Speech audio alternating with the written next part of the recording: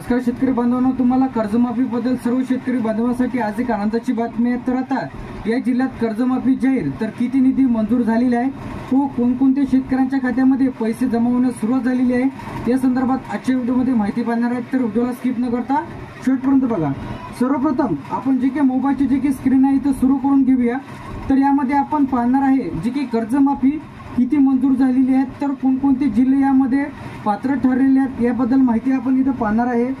तर इथं मोबाईलची जे काही स्क्रीन आहे आता इथं सुरू झालेली आहे।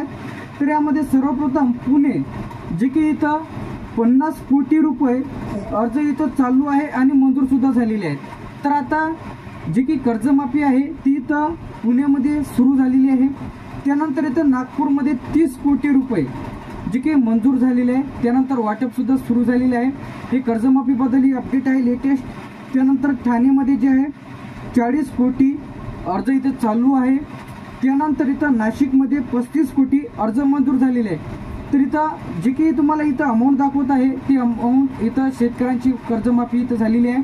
त्यानंतर इथं मंजूर जे आहे अर्ज चालू जे आहे, इथं काही ठिकाणी अर्ज इथं घेण्यात येत आहे, त्यांना कर्ज देण्यात येत आहे, तर त्याबद्दल आहे। त्यानंतर सोलापूरमध्ये 25 कोटी त्यानंतर अर्ज इथं चालू आहे, जिथं अर्ज चालू आहे काही ठिकाणी इथं मंजूर सुद्धा देखील झालेले आहे। तर आतापर्यंत आपण इथं पाहिलेलं आहे पुणे 50 कोटी, नागपूर 30 कोटी, ठाणे 40 कोटी, नाशिक 35 कोटी, सोलापूर 25 कोटी। त्यानंतर इथं आपल्याला खाली यायचं आहे। त्यानंतर इथं कर्जमाफी रक्कम इथं दाखवल्याप्रमाणे आहे। त्यानंतर अहमदनगरमध्ये 28 कोटी रुपये कर्जमाफी त्यानंतर इथं मंजूर झालेली आहे। छत्रपती संभाजीनगरमध्ये 32 कोटी अर्ज चालू आहे, त्यानंतर त्यामध्ये प्रोसेस त्याची चालू आहे। त्यानंतर किती महिने लागणार आहे यावरती सुद्धा डिटेलमध्ये व्हिडिओ आपल्या चॅनलला अपलोड केलेला आहे, कोणत्या जिल्ह्यांमध्ये किती महिने इथे लागणार आहे कर्जमाफीसाठी। त्यानंतर इथं रायगडमध्ये 20 कोटी त्यानंतर अर्ज चालू आहे।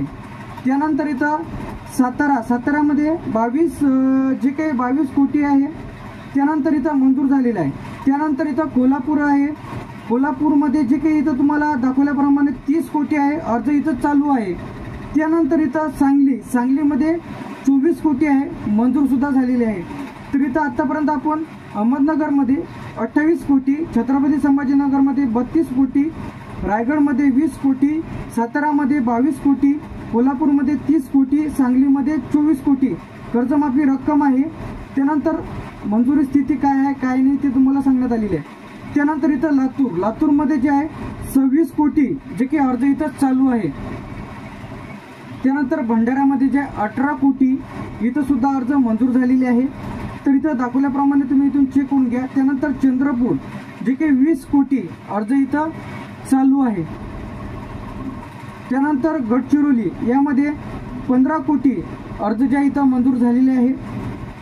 त्यानंतर वर्धामध्ये ज्या 16 कोटी अर्ज इथं चालू आहे।